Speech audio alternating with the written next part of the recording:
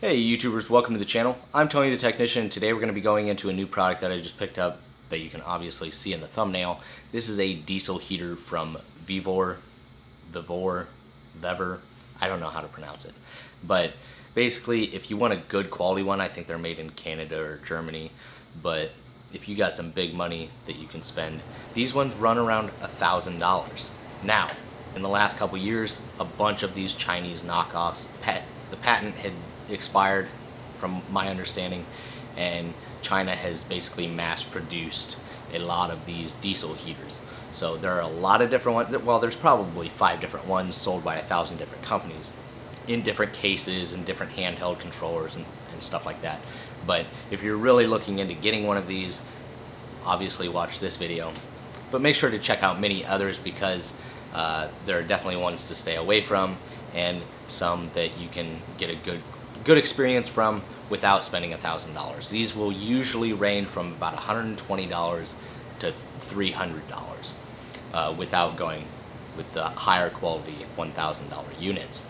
So the reason I went with Vevor or Vevor is because I've actually heard of that name. I've seen other products from them on Amazon. When doing my research on these diesel heaters, I've seen a lot of videos with this brand. So after looking at them, I obviously also wanted to go with a brand that had a lot of positive reviews. They probably have the most reviews out of all of the other China diesel heaters on Amazon. So that's one reason I went with them. Another reason is they have the suggested handheld with these, which is like the thermostat / controller. There's a lot of different variations. There's one specifically that has been basically translated the most. Now, don't be afraid to get a unit like this with a different handheld. It may just take you a little bit of time to figure out the controls. And the thing is, the instructions are very poorly translated to English, so you'll kind of have to play around with it and just figure it out. But the one I picked up has the handheld that has been basically translated the best. In other YouTube videos, you can find specific videos how to do everything with this handheld. Now really in this video I'm going to show you how to prime, power on, adjust fan speed or temp, and power down. Those are the 4 things I'm going to be using. I don't need to worry about timers or any of the other things, just to make sure that I can get this thing turned on, provide me some heat, and that I can shut it off. So my reasoning for actually going with a diesel heater. So I have a rooftop tent that I'm going to start camping in. I'll be with my 6-year-old son and my wife, and I was originally going to go with the Mr. Buddy heater, a pretty decent sized one, but my rooftop tent has a 3-inch Tempur-Pedic mattress, which I didn't feel was safe to have one of those little propane heaters sitting on. Not necessarily because of fumes or anything like that, but if this thing were to tip over, there is a safety feature where it will shut off. But that element is still going to be hot, and that grate in front of the element is still going to be hot, and the last thing I want to do is put my family in any sort of situation that can bring harm to them. So I don't think that one for my rooftop tent is the best route to go. I want to keep the heat source outside and be able to bring it into the tent without any worries about fumes or anything like that. And these diesel heaters have been very widely used in overlanding and camping, especially with rooftop tents. So I'm going to show you my setup, the upgrades, the small upgrades that I'm doing to it to better fit my needs, and we'll see how it operates. So I really hope you guys enjoy. If you guys have any questions, comments, concerns, please feel free to drop a comment down below. Keep in mind, I am no expert in these diesel heaters, but I've done a decent amount of research. I know which one I was looking for and why for my situation. Another thing is, I'll post a picture up in here of their more popular model. It's a tall, skinny model. That's the one I almost went with, but I have a bed slide and hard tonneau cover, so it limits the height of items that I can haul. So they do have other styles, same unit, but in a different case. They basically move the fuel tank from on top of the diesel heater to the side of it, so you have a lower, wider profile. That's the one I decided to go with because it also fits my needs. So once again, if you guys enjoy this video, make sure to smash that thumbs up, leave a comment down below, and as always, subscribe if you're not a subscriber. Let's get into this. So here's the unit that I went with, and I'll have this one linked down in the description for you guys. I'll also include a couple others that I would consider as well. Here is the front of the unit. This is where the heat will actually exit. Then you have your thermostat / controller. You can remove this and use it in a thermostat mode, but in order to do so, you would have to extend this wiring harness here. And then you do get a little remote control that you can take up into the tent or wherever you're at, if you're in your shed or garage or whatnot. That is handy as well. The back of the unit, you do have your positive and negative posts, and some of these, this is another reason I picked this one up, some of these will come with just a wiring harness hanging out the back, and it'll just be a positive and negative left open like so. But this includes a couple of eyelets, so you can just quick connect these and then you can put whatever end you want on there. Well, I've ordered a couple components for this diesel heater. This is one thing I will not be using, but that is included with the kit.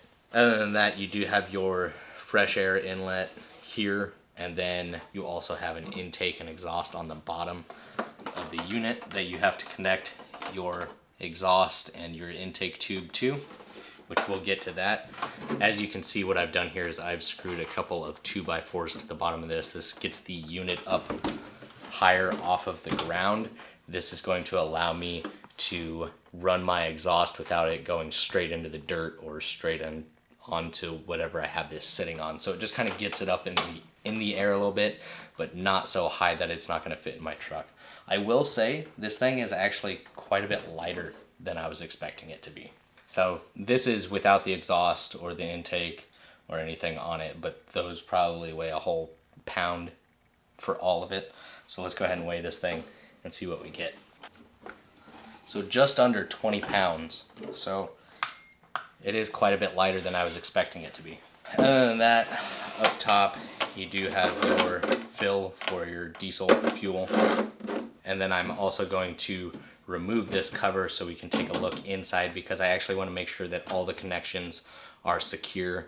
Nothing's rubbing on each other. We're not going to have any leaks or anything like that. So I just want to take a look underneath this cover to make sure everything's secure. Let me show you everything else that's included in this kit. This is your primary hose for directing your heat. This is what will go here. And no, it doesn't really extend, it's just kind of flexible. But this is another upgrade that I chose to do as well, so we won't be using this item.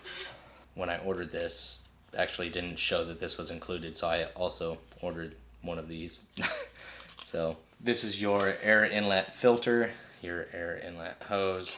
This is one of the items that will connect on the bottom of the unit and then get bolted up on the back side, I believe. I'll post a picture up in here so you guys can see the direction it states, which side the exhaust is on, which side the intake is on, because it doesn't really show anything. And I know a lot of people had stated these instruction manuals were not good, but these are horrible. Just do your research on them. You might be able to get some information, but like even, I don't know how well the camera's gonna pick this up, but this photo is so blown up and expanded to fill this page that everything is blurry on it. Like you can't tell what numbers are what. Absolutely worthless. The directions are very poorly translated.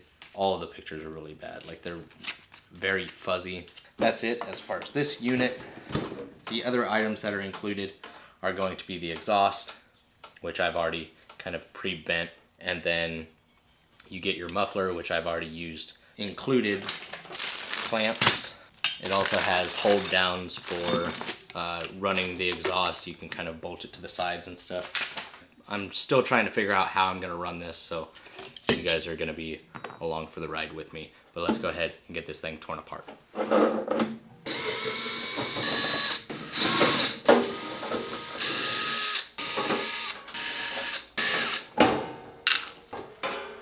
Easy enough. So on this side you just see the diesel heater itself. I just kind of want to go through the unit and make sure that none of the connections or mounting points are loose. You do have the fuel line here. I don't know why they left the fuel line so long, but they did. You have a lot of extra fuel line in here. You want to make sure that your power connections, your power and ground are going to be nice and snug, that the connections aren't loose. Here's your fuel pump here. Has a rubber mount around it, so it should absorb, you know, any vibrations. Connection seems nice and sturdy.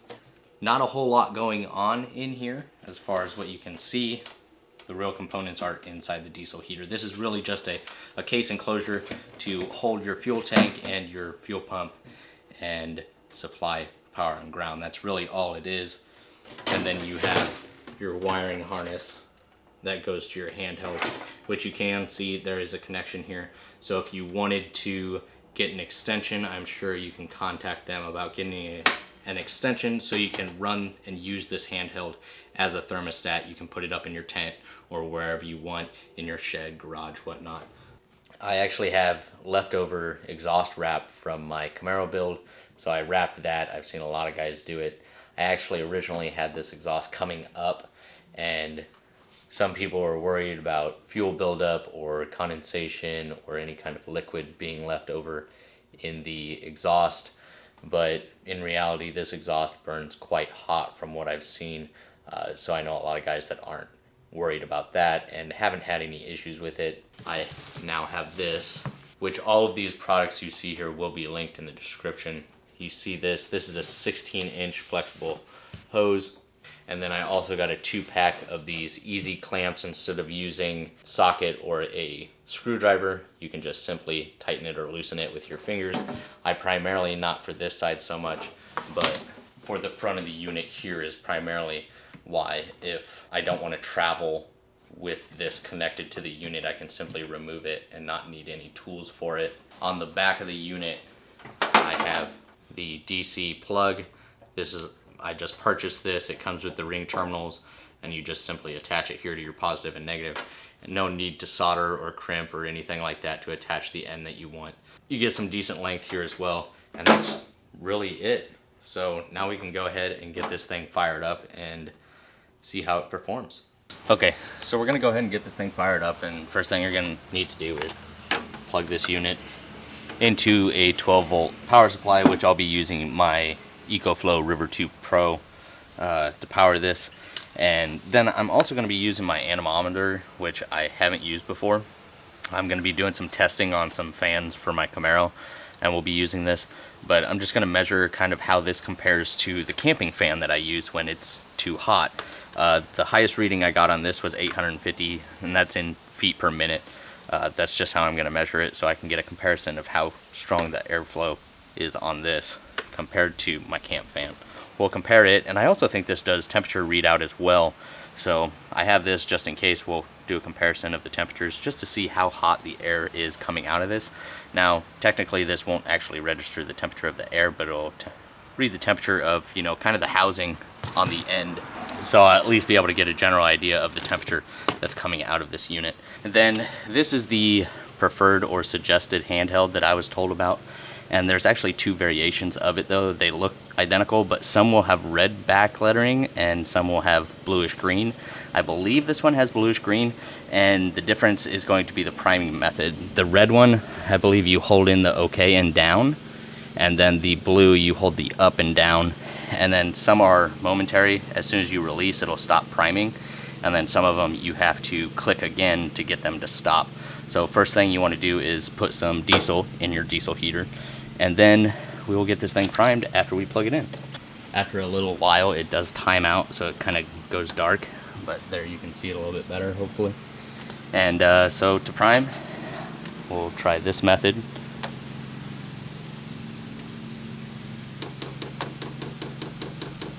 So I'll let it prime about 10 seconds.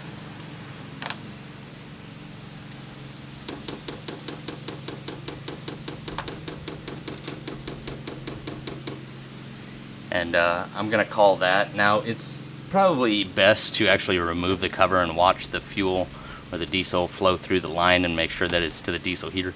You also don't want to over prime it, because then you get a bunch of carbon buildup and gunk in your diesel heater. So you definitely don't want that. You don't want to over prime it. If anything, I guess it's better to under prime, because it's still gonna run the fuel pump before the heater actually starts blowing anyways, but it's best to get some diesel fairly close to where it needs to be. So now that we've done that, there are different modes, manual mode, and all these different things that you can do with this. There are plenty of instructional videos on this handheld and these diesel heaters online, so if you guys want more information on the actual handheld and what everything does, then go ahead and check out those videos. But I'm basically just going to get this thing going.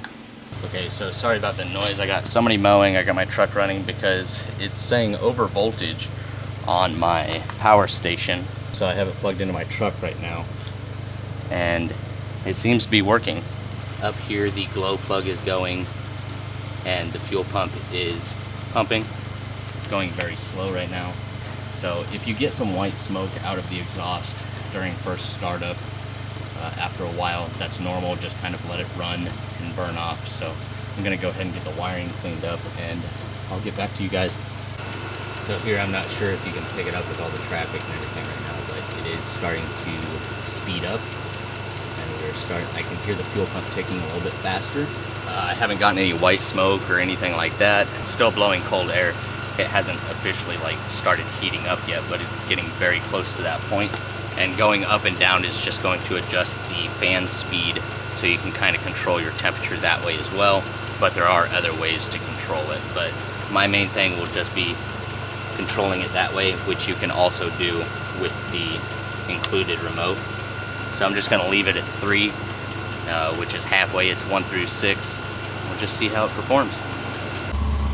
Alright, so now after 7 minutes, as you can see, we are getting some white smoke out of the exhaust, and it is starting to go. Before it was running cool air out, and now it's actually starting to heat up, so we are finally into the heat cycle. And like I said, this is normal. It's going to burn off, and it should clear up here soon.